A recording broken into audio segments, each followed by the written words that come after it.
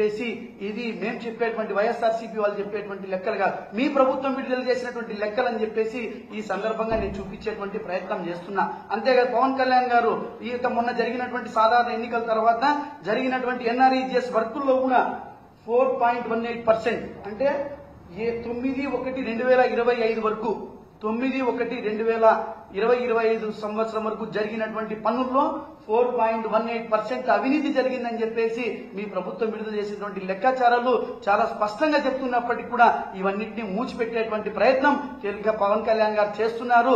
ఎందుకంటే తెలుగుదేశం పార్టీ నాయకులు రాసిచ్చినటువంటి కాకమ్మ కథలు ఈ రోజు తీసుకొచ్చి చదివేటువంటి ప్రయత్నం చేస్తున్నటువంటి పవన్ కళ్యాణ్ అని చెప్పేసి ఈ సందర్భంగా నేను ఆరోపిస్తా ఉన్నాం. అంతేకాకుండా ఈ రోజు తెలుగుదేశం పార్టీ హయాంలో 2014 నుంచి 19 వరకు నీరు చెట్టు పేరుతో ఎక్కడ కూడా కనీసం సాక్ష్యాధారాలతో కూడినటువంటి పనులు కూడా కాకోకుండా అవి ఏం పనులు జరిగినాయి ఎక్కడికి పోయినా కూడా విట్నెస్ లేనట్టు తెలుగుదేశం పార్టీ వాళ్ళు మనం అప్పుడు చూసినా ఇప్పుడు చూసినా ఎక్కడ కూడా కనీస సాక్ష్యాధారాలు లేనటువంటి పనుల్ని వాళ్ళు ఎంచుకుంటారు, ఆ పనుల్ని చేస్తారని చెప్పి కూడా ఈ సందర్భంగా తెలియజేస్తా ఉన్నాం. 14 నుంచి 19 వరకు దాదాపు 5,000 కోట్ల రూపాయల పైచిలుకు నిధులతో ఈరోజు నీరు చెట్టు పథకాన్ని అమలు చేశారు. ఎక్కడైనా ఏ గ్రామంలోనైనా ఆ పనులకు సంబంధించినటువంటి అవశేషాలు కూడా ఎక్కడ కూడా కనీస కనుచూపు మేరలో కూడా కనపరావు. ఆ స్కీమ్ పేరుతో 1,000 కోట్ల రూపాయలను తెలుగుదేశం పార్టీ నాయకులకు దోచిపెట్టేటువంటి ప్రయత్నం చేసినటువంటి మాట వాస్తవం కాదా అని చెప్పి ఈ సందర్భంగా మేము డిమాండ్ చేస్తున్నాం.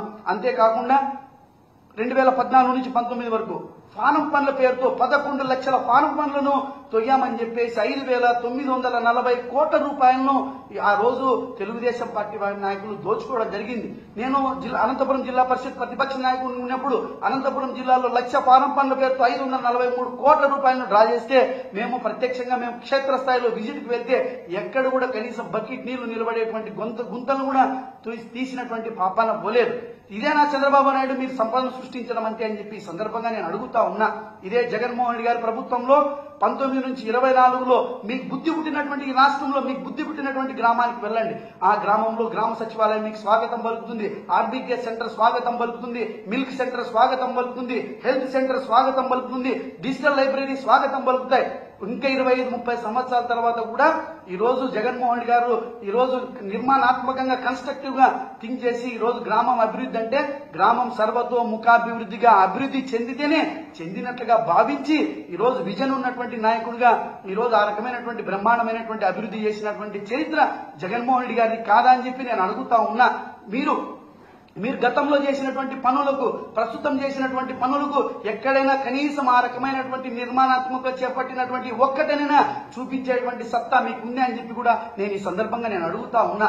అంతేకాకుండా మరీ విచిత్రం, ఈ సంవత్సరం కూడా 2,50,000 ఫారం పనులను శాంక్షన్ చేశారు. అంటే ఇవన్నీ కూడా తెలుగుదేశం పార్టీ నాయకులకు కూటమి నేతలను దోచుకోవడానికి ఇక సంక్షేమ స్కీములు అని చెప్పి కూడా ఇవి దీనికి ఉదాహరణకు ఇవి ఒక మచ్చుక అని చెప్పి కూడా నేను ఈ సందర్భంగా మీకు చూపిస్తా ఉన్నా.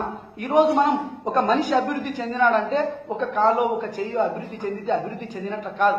ఒక మనిషి ఆరోగ్యవంతంగా అన్ని అవయవాలు కూడా సమపాలలో అభివృద్ధి చెందితేనే ఆ వ్యక్తి అభివృద్ధి చెందినట్టుగా ఈ రోజు గ్రామంలో కేవలం తెలుగుదేశం పార్టీ నాయకులకు సంబంధించినటువంటి వ్యక్తినో లేకపోతే కూటమికి సంబంధించినటువంటి వ్యక్తినో వాళ్ళ వర్గానికి సంబంధించినటువంటి వ్యక్తినో ఆర్థికంగా అభివృద్ధి చేసినంత మాత్రాన ఆ గ్రామం అభివృద్ధి చెందినట్లు కాదు. ఇంత కనీసం ఈ విజ్ఞత కూడా లేనటువంటి నాయకులు ఎవరైనా ఉన్నారంటే అది కూటమి నేతలే అని చెప్పి కూడా ఈ సందర్భంగా నేను తెలియజేస్తా ఉన్నా. ఈ రకమైనటువంటి దోచుకునేటువంటి తత్వాన్ని ఈ రోజు ఫీల్డ్ అసిస్టెంట్లు ఈ ప్రభుత్వం వచ్చిన వెంటనే ఈ రోజు ఈ రాష్ట్రంలో ఉన్నటువంటి లక్షలాది మంది ఫీల్డ్ అసిస్టెంట్ తొలగించినటువంటి చరిత్ర ఈ కూటమి నేతలది కాదా అని చెప్పి నేను అడుగుతా ఉన్నా. ఒక ఫీల్డ్ అసిస్టెంట్ నియామకం జరగాలంటే అతనికి జాబ్ కార్డు ఉండాలా. ఒక ఫీల్డ్ అసిస్టెంట్ కొనసాగాలంటే అతను 90 రోజులు పని దినాల కల్పన జరిగి గతంలో పనిచేసినటువంటి అనుభవం ఉండాలా. ఒక ఫీల్డ్ అసిస్టెంట్ నియామకం జరగాలంటే ఆ గ్రామ సర్పంచ్ తీర్మానం ఉంటేనే ఒక ఫీల్డ్ అసిస్టెంట్ నియామకం జరుగుతుంది.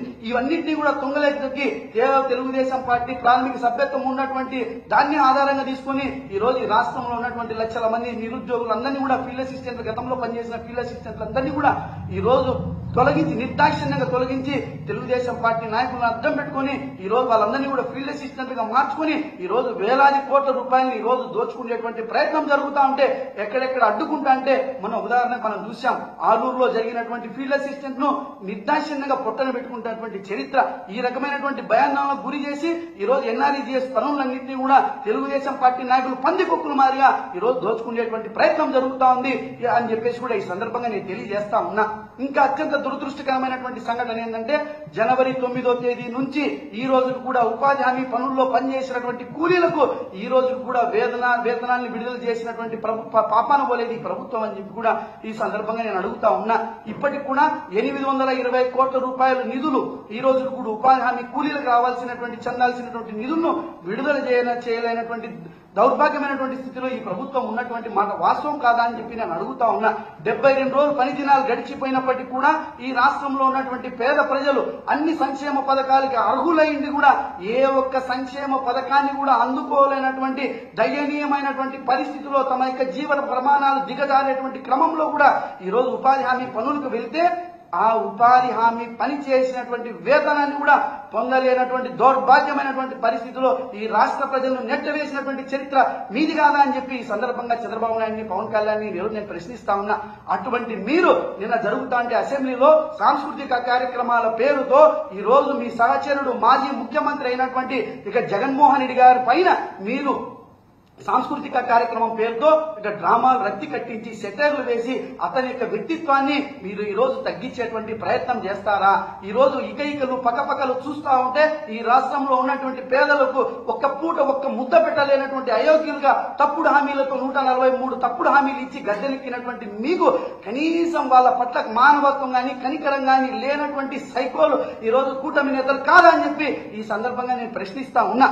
అంతేకాకుండా మేము చేసినాం ఎన్ఆర్ఈజీఎస్ పనులు, మీరు చేశారు ఎన్ఆర్ఈజీఎస్ పనులు, మీకు దమ్ము ఉంటే మీకు ధైర్యం ఉంటే మీకు చిత్తశుద్ధి ఉంటే రండి గ్రామాలకు వెళ్దాం, మీకు ఈ రాష్ట్రంలో మీకు బుద్ధి పుట్టినటువంటి గ్రామాన్ని ఎన్నుకోండి. మేము చేసినటువంటి మా విజన్ ఉన్నటువంటి జగన్మోహన్ రెడ్డి గారు చేసినటువంటి నిర్మాణాత్మకమైనటువంటి పనిని మేము చూపిస్తాం. మీరు ఎక్కడైనా ఒక్క నిర్మాణాత్మకమైనటువంటి పని చేయించేటువంటి దమ్ము ఉంటే మీరు క్షేత్రస్థాయికి రావాలని చెప్పి కూడా ఈ సందర్భంగా వైఎస్ఆర్సీపీ తరఫున బహిరంగ సవాల్ కూడా ఈ కూటమి నేతలకు సవాల్ విసురుతున్నామని చెప్పేసి కూడా ఈ సందర్భంగా తెలియజేస్తున్నా.